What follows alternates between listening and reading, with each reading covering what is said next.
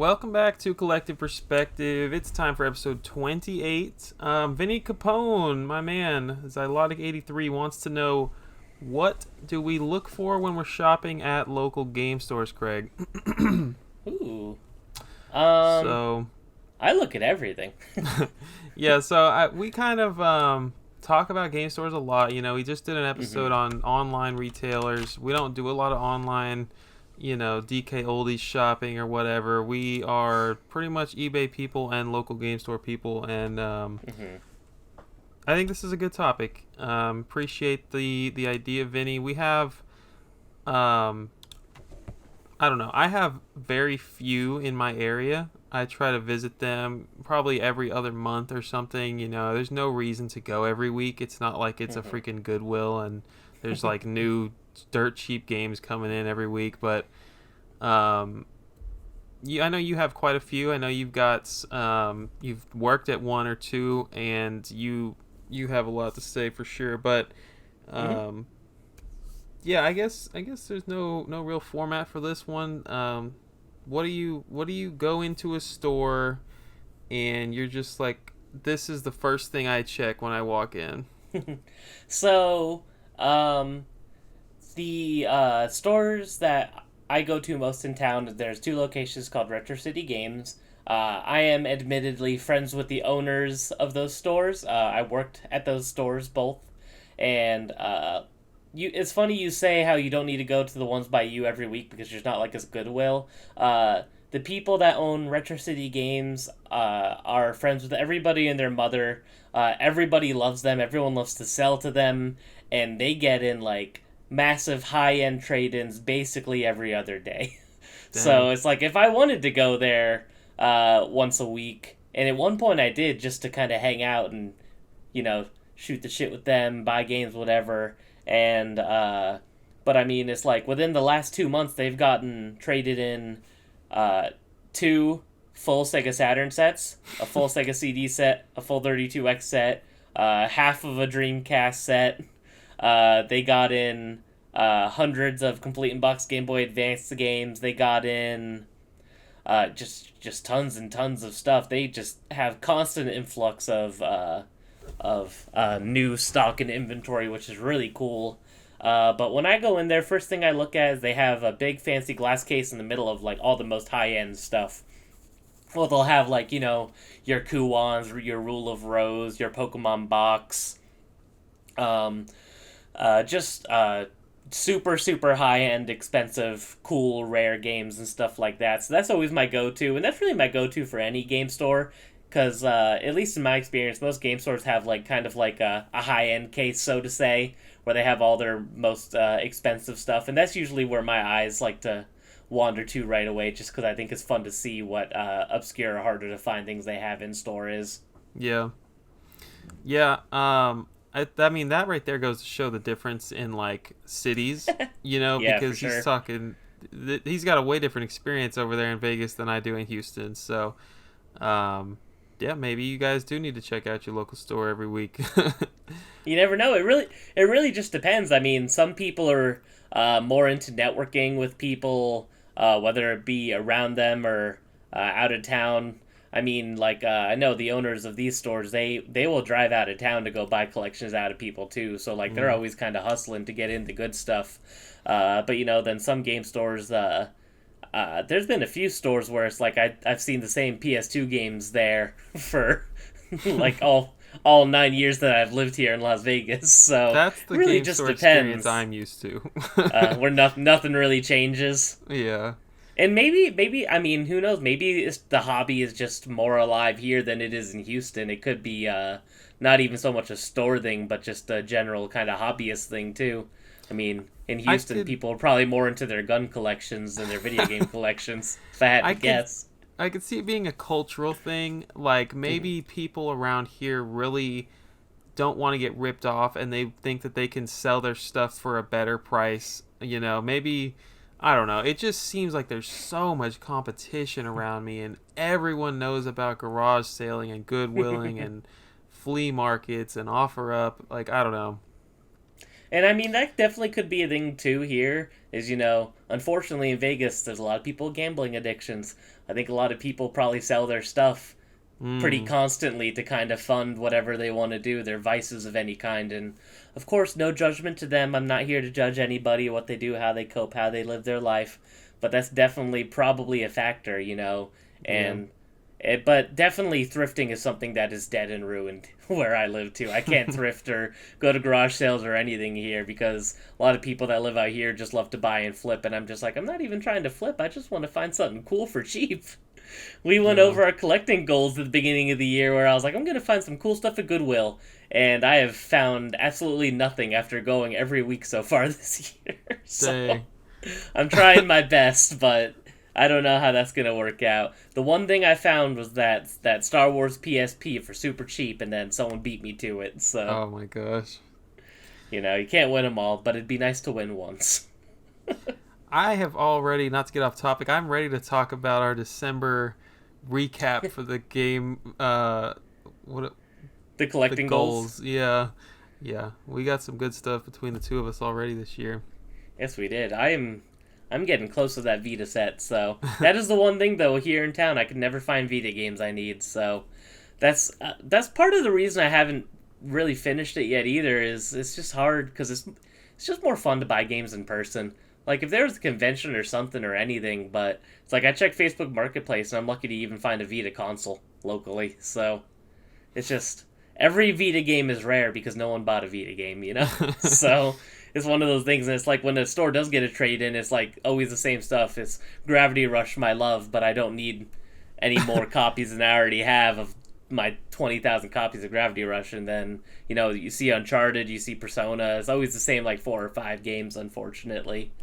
But I guess that's another part of the answer. I always go to the handheld section, see what Vita games they have. Sometimes I'll skim at PSP to see if there's any Atlas or anything interesting like that, but I almost never walk out with anything PSP. I always look at the Game Boy Advance Complete in Box, which I'm lucky because where I am, Complete in Box Game Boy Advance is actually pretty easy to come by, believe it or not. There's a lot of that stuff in rotation where I am. And then because I'm a crazy person, I always go to the GameCube section and I pull out every single game just to make sure there's not a variant I don't know about. But so that's usually my go-tos: the high-end case, the handheld area, and then I never buy anything from it, but I always like looking at big box PC because in theory Oh. I would love to collect for big box PC. I'm just intimidated. I feel like it's a very scary thing to start, so I try not to. Yeah, I think big box PC is super cool. The first thing I'm gonna go to is always gonna be the CIB Game Boy and the CIB Game Gear. Those are usually like Mm. very skimpy. Like there's like maybe 5 of each. Oh well, Yeah, that's you're gonna find Sonic 2 and Pac Man or Miss Pac Man for Game Gear. That's Yeah, I it. was about to say that's a stretch for Game Gear. If I find 5, that's a crazy good day. Um, yeah. Um, yeah, that's obviously what I look for. I That's the first thing I look for. You know what I really don't collect for, really like hardcores like DS and Wii, but I sure do love to stare at the thousands of DS and Wii games at a game store and just try to find something on eBay that has like 2 copies and nobody knows about it. I love that.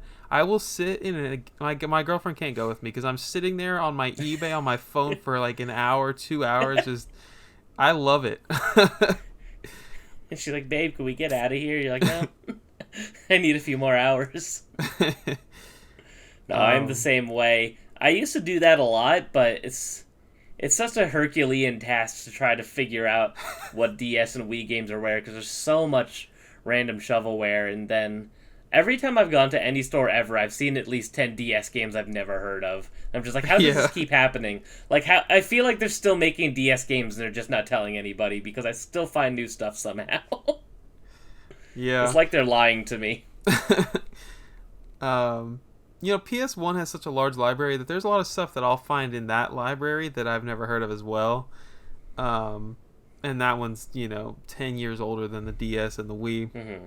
It's just hard because I always want to look at PS1 games and try to find obscure stuff, but because the spines are so tiny and hard to read and boring, it's hard to really come across anything interesting unless it's faced out. At Yeah. least that's how I kind of feel about it. I feel like searching through my local PS1 section is more of a chore. So Yeah, I agree. It's pretty much just Wii and DS for me. Sometimes like same thing. I don't really collect Xbox One, but man, there's got to be so many games that just sold like 5 copies nationwide, and I'll go like look at the Xbox One games that'll never be collectible to any man in the world, but I just want to see what's rare, and I'll either oh buy yeah, it or I'll add it to my safe search or something. yeah, Um, because there's Xbox is going to be weird. a lot of rare ones. Yeah. What was it? I was at GameStop yesterday, actually. I was reserving my copy of Resident Evil 4 Remake because I cannot risk not playing that day one. It's too important to me. And they had a copy of Turf on Xbox One. And I was like, where is the market for this? There's no way anyone's going to buy any copies of Turf on Xbox One. What the Like, heck that's is that? probably... It's an indie platformer, and it's really cool, but it's like an indie platformer on Xbox physically. It's like no one is gonna buy that, and if it's not on Game Pass, an Xbox person's probably not even gonna play it because Xbox people just don't buy their games anymore because of the way that they've set up their market and advertise themselves. Xbox games just don't sell. So I'm looking at that and I'm almost thinking about buying it because I'm just like, this is probably like one of 10 copies that they even printed. That's interesting. Is it a brand new game that just I came think out? it came out early last year. It's actually a really cool game. It's all about like momentum and like really like Mario 64 style kind of crazy platforming. So it's really cool. Definitely would recommend, but it's just very bizarre that I got an Xbox physical copy because I Yeah, haven't you even seen physical copies on PlayStation or Switch. So I'm like, where the hell did this come from? I mean, it must exist if it's on Xbox, but just you got super me bizarre. salivating over here. I'm Yeah, telling you, get it while it's hot. something I do. This is really off topic. Something I do like about Xbox is that they don't have any friggin' limited run, and so I Hmm. don't have to worry about that crap when I'm like, looking through stuff. It's like that's actually rare. It wasn't just a limited print game. I know it's kind of cool. It makes it definitely more interesting. And honestly, if you wanted to collect a full set of something with a lot of really good games to play and it's super cheap, Xbox One is probably the best bet. There's so many great games, mostly third party because there is no first party Xbox games, and they're all soup. But like, if I go to like my local game stores, like the average Xbox One game is probably like $8 at most because nobody wants them. There's no market. So it's Yeah, like it's super cheap, and there's a lot of them. There's probably like 700 or 800 physical Xbox One games at least. yeah. And if you consider the average price of like maybe, you know, $8 because most of them are probably going to be $5 or $10, that's really not that bad. And you could get a massive collection that way. You get the whole set for less than a Pokemon box on the GameCube. Exactly, it's worth it. What would you rather, an Xbox One set or a Pokemon box? I don't know the answer to that. Exactly. Give up on GameCube. You still have time. So yeah, I would highly recommend every single person listening to this goes and looks at the Game Gear section. I imagine a lot of stores don't actually know what to price a CIB Game Gear Oh yeah. at, because for one, It's they're not very going hard to to be on find eBay, comps. Yeah, it's and very hard to two, find comps. yeah, price charting is what they're going to use if they don't use eBay, and it's going to be way lower than what it should be. So Yeah, and that goes for a lot of handheld cardboard games, Game Boy Advance Color, Game yeah. Gear. Even Atari Lynx, a lot of Atari Lynx stuff you could catch people slipping on if you care about that for some reason.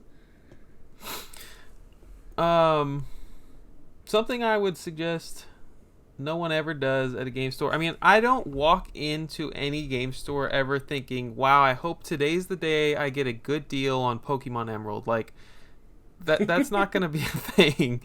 Don't ever go to a game store for like the hot stuff, the popular stuff. Um, that's a pretty Yeah. obvious tip, I guess. And I mean, I guess you can because, it's just more fun to get stuff in person. But just know that you're not probably going to get a deal. And that's Yeah. okay too.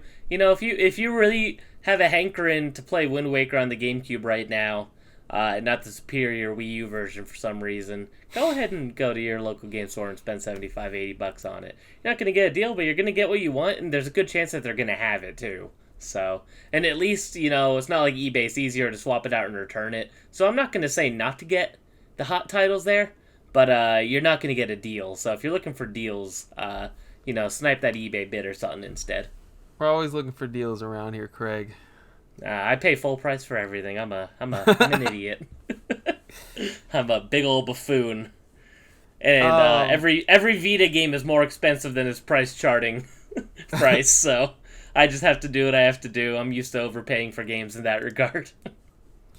I would say, speaking of Vinny, who suggested this episode, like I'm more along the lines of the DS and Wii thing, where I'm trying to find games that they don't know what they're worth. That's GBA all day. That's Game Boy everything, like Craig just said. And the best example I have of that is Vinny found 2 copies in the last 3 years, maybe 2 years, of Ultimate Beach Soccer or Volleyball, whatever, for $15 or less. I mean, I'm telling y'all right now, that is one of top 3, top 5 rarest games on the Game Boy Advance. It is insane that he could find at least... It's the same thing as Craig finding his freaking Mickey Mouse game twice in one day. I mean, it's just insane. The damn mouse. Yes, that was crazy, but I mean, that's the kind of stuff that you're only going to find if you shop local, too. You're not going to get deals like that on eBay very often. Very rarely will you catch somebody slipping on an online store opposed to in person with stuff like that. Yeah, so if you're an eBay exclusive guy, definitely go check out a local game store and look for some rare stuff. Plus, it's just fun to talk to people, meet people. A lot of the people that work at these stores, they're also into the hobby. They're also probably just as crazy as you and I are. They're going to have fun and want to talk to you. And a lot of times, if you do become friends with these people, they'll help you out, too. You're looking for a certain game. Hey, they might give you a buzz when it finally shows up. So, never hurts to know people, either. Yeah, that's advice. Don't use people, but know people. That's advice I've always heard. I think I'm too shy to go out and meet people. I'm sure that's great advice, though.